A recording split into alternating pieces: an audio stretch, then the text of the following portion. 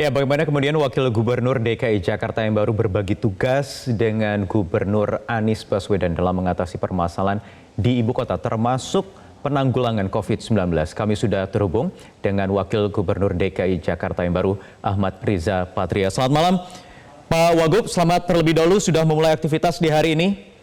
Ya, alhamdulillah sudah mulai dari jam 8 tadi pagi. Iya, apa saja aktivitasnya? Kabarnya juga rapat langsung maraton atau bagaimana rapatnya dengan gubernur sampai sore kabarnya?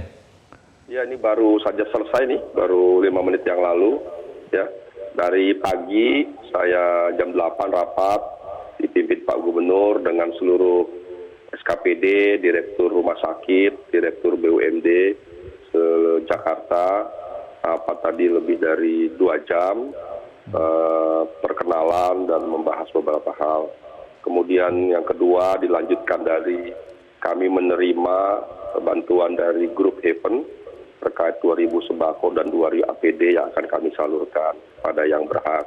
Kemudian yang ketiga tadi Gubernur memimpin, saya ikut mendampingi bersama SKPD mengadakan rapat juga dengan para mitra-mitra, para pihak swasta yang ingin berpartisipasi membantu melalui Zoom tadi.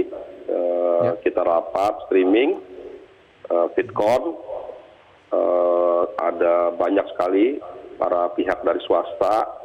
Kami sudah menyiapkan satu website, data, jumlah yang perlu dibantu, panti asuhan yang ada, panti jompo, titik-titik sampai ke tingkat RW, sampai nomor telepon RW-nya dan sebagainya. Dengan petanya lengkap bisa dicek di website kami, sehingga siapapun masyarakat, pihak swasta, kalau ingin membantu bisa menyalurkannya secara baik, tepat sasaran. Baik, Pak Wagub, yang paling kita nantikan adalah bagaimana pembagian tugas antara Wakil Gubernur dengan Gubernur. Sudah dibicarakan belum? Oke, saya lanjutkan. Acara yang keempat tadi kami juga RDP langsung dengan DPR RI. Saya mendampingkan dengan tim pengawas COVID DPR RI bersama Pak Gubernur dan kami, saya mendampingi. Terkait pembagian tugas, sebagaimana diatur dalam peraturan perundang-undangan, Wakil Gubernur itu tugasnya membantu Gubernur memimpin pemerintahan daerah, membantu Gubernur melakukan pengawasan, memantau. Saya Wakil Gubernur memberikan pertimbangan, rekomendasi. Saya Wakil Gubernur juga membantu melakukan evaluasi dan melakukan tugas-tugas lain sesuai dengan peraturan perundang-undangan dan juga tugas-tugas lain yang ditunjuk atau yang diberikan oleh Gubernur. Jadi jelas sekali job desk-nya. Tadi Pak Gubernur menyampaikan kepada saya, Pak Gubernur ingin saya terlibat langsung bersama-sama dengan Gubernur dalam agenda-agenda di Jakarta, termasuk agenda-agenda yang dihadiri oleh Gubernur, supaya selalu bersama, supaya lebih mudah bagi saya untuk memahami, mengerti apa yang menjadi program prioritas daripada pemerintah Jakarta dan juga kebijakan Pak Gubernur. Saya menjambut baik ide ini, saya kira itu ide yang sangat baik, supaya saya memang lebih mudah, lebih cepat memahaminya, dan juga lebih cepat bisa membantu. Oke, Anda merasa perlu berapa lama waktu orientasi atau langsung tancap gas saja, mengingat banyak sekali problematika di ibu kota ini yang sudah menunggu untuk dituntaskan? Ya tentu semuanya perlu proses, tapi prinsipnya saya akan total membantu Pak Gubernur melaksanakan tugas-tugas pemerintahan di Jakarta. Total tidak saja dari segi waktunya, energi, pikiran, tapi berbagai hal saya akan curahkan secara optimal, secara baik, secara total untuk membantu Pak Gubernur agar tugas-tugas Pak Gubernur di Jakarta bisa berjalan dengan sukses, baik, dan cepat. Ya, karena ini tidak ada waktu bulan madu karena harus langsung tancap gas mengingat ada penanggulangan COVID-19 yang saat ini menyita perhatian tidak hanya di ibu kota tetapi juga nasional. Saya ingin tanyakan soal itu juga nanti. Pak Wagub, kita harus jeda terlebih dahulu. Tetap bersama kami di Prime Time News. Baik, kembali kita lanjutkan perbincangan bersama Wakil Gubernur DKI Jakarta yang baru bertugas hari ini, Ahmad Riza Patria. Pak Wagub, jadi kalau untuk saat ini tentu tidak ada waktu untuk bulan madu, katakanlah begitu ya. Karena harus tancap gas, ada COVID-19 yang saat ini menyita perhatian bangsa ini. Apakah ada pembagian tugas khusus, misalnya Gubernur fokus untuk COVID-19, sementara Wagub mengurusi problematika Jakarta yang lain, atau bagaimana? Ya, yang pertama memang saya membantu ya, secara umum sesuai dengan tugas-tugas, dan betul memang kita langsung tancap gas ya. Terkait pembagian nanti Pak Gubernur menyampaikan nanti dalam perjalanan akan mulai diatur ya. Sekarang ada dua hal yang penting bagi saya memahami dulu apa yang menjadi program-program, ritme yang ada di provinsi, sambil saya juga membantu Pak Gubernur mengenangani COVID-19. Kemudian nanti sambil jalan, Pak Gubernur sampai nanti kita mulai membagi tugas-tugas yang lebih rinci, lebih terpisah, tapi bersinergi positif. Saya kira itu pilihan yang sangat baik dan bijak, supaya saya lebih memahami dulu situasi kondisi di sini, iramanya, dan lain sebagainya, supaya juga ke depan saya bisa bersinergi lebih baik lagi. Dan yang kedua, memang fokus kita sekarang semuanya kita arahkan untuk masalah COVID-19 ini. Yang ketiga, nantinya kalau semua sistem ini sudah berjalan sangat baik, sudah mulai ada penurunan daripada angka kematian, peningkatan angka yang sembuh, saya kira nanti secara perlahan dan bertahap tentu kita harus menangani hal-hal lain terkait masalah ekonomi, masalah sosial, masalah pendapatan, dan lain-lain. Saya kira memang ini masalah yang harus juga kita atasi efek daripada COVID-19 ini.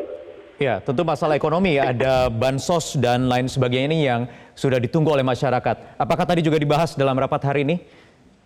Oh, kalau masalah bansos, kita kan sudah mulai. Ya. Kita Jakarta, termasuk provinsi yang sudah mulai membagikan, dan setiap minggu kita akan bagikan. Dan kita akan terus membagikan. Insya Allah Jakarta siap, sarana prasarana dan lain sebagainya. Yang saya sampaikan tadi, di luar COVID-19 ada masalah tambahan, yaitu penurunan pendapatan asli daerah, karena berkurangnya pajak berkurang karena toko-toko semua tutup. Gitu. Nah, ini imbas ekonomi karena COVID ini luar biasa, yang saya kira nggak cuma di Jakarta dan Indonesia, seluruh dunia mengalami ini. Ada penurunan pendapatan, berarti juga ada penurunan belanja dan ada penurunan pembangunan. Untuk itu sekarang ke depan nanti kita akan mengambil kebijakan-kebijakan yang sangat strategis dalam rangka penanganan masalah-masalah akibat adanya COVID-19.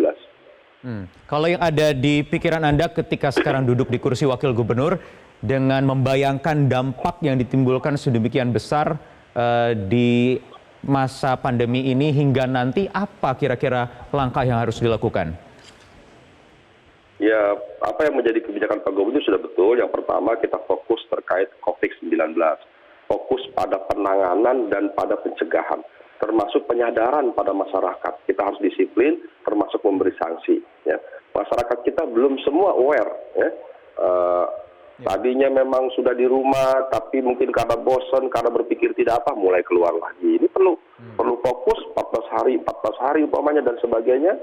Ini perlu terus kita kejar, yakinkan masyarakat supaya cuci tangan, tinggal di rumah, jaga jarak dan sebagainya harus dilakukan. Bekerja di rumah, belajar di rumah, ini tidak boleh dianggap enteng. Karena grafiknya terus menaik dan signifikan, belum mengalami penurunan. Nah, kalau ini sudah nanti mengalami penurunan, ada perbaikan di sana-sini, nah, barulah kita mulai menangani masalah-masalah lain. Dan saya kira masalah yang paling prinsip. Ya, menurut Anda apa yang masih lemah atau yang masih kurang dari penerapan PSBB ini yang sudah berjalan 1 pekan ini? Ini kan PSBB ini kita duluan kebetulan. Nah, sementara daerah-daerah penyangga kan baru mulai. Nah, berarti kan perlu ada sinergi dan kerjasama yang baik. Tentu kami berharap teman-teman kita di luar Jakarta bisa cepat juga ya mengikuti apa yang ada di Jakarta supaya bersinergi seperti kasus KRL.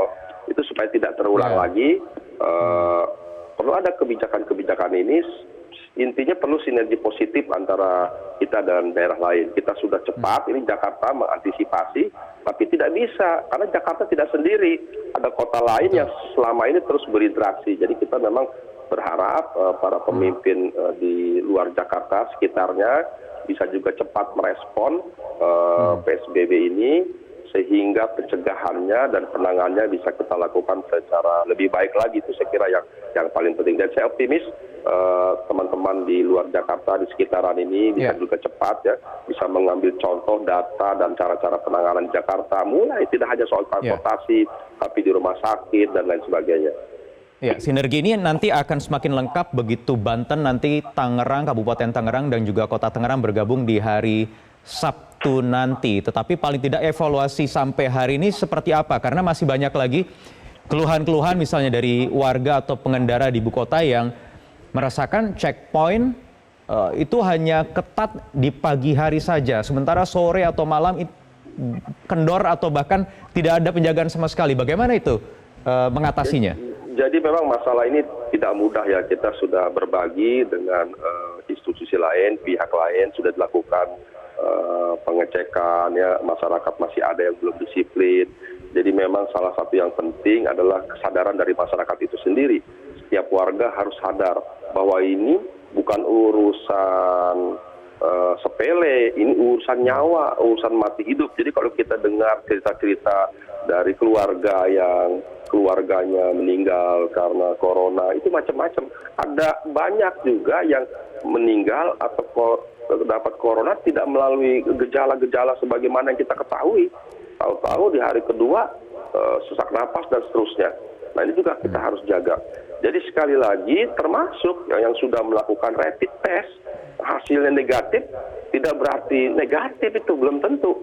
Jadi kita harus perlu, jangan kita lalu mengendorkan gitu ya, jaga jaraknya, cuci tangannya, dan pokoknya harus disiplin, patuh, hati-hati, dan selalu betul-betul melaksanakan apa yang menjadi perintah dan kebijakan pemerintah pusat dan pemerintah daerah. Baik. Supaya PSBB ini juga tidak mubazir, bisa berjalan lebih efektif lagi, menurut Anda perlukah diperketat atau dipertegas sanksi, bukan lagi hanya sekedar persuasif? Saya kira memang itu salah satu cara ya, mohon maaf ya. Memang bangsa kita ini harus terus belajar terkait penanganan hukum dan sanksi hukum ya. Kita satu sisi kita juga merasa bagaimana urusan begini kok orang diberi sanksi begitu ya. Tapi ini kan masalah menyangkut orang lain. Ini bukan karena satu orang lalai lalu dia yang dirugikan. Ini satu orang lain yang dirugikan.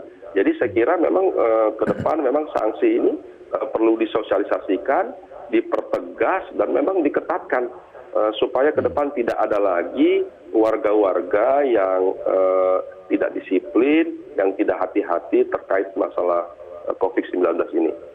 Baik, terima kasih Ahmad Riza Patria, Wakil Gubernur DKI Jakarta atas waktunya di Prime Time News. Selamat bertugas.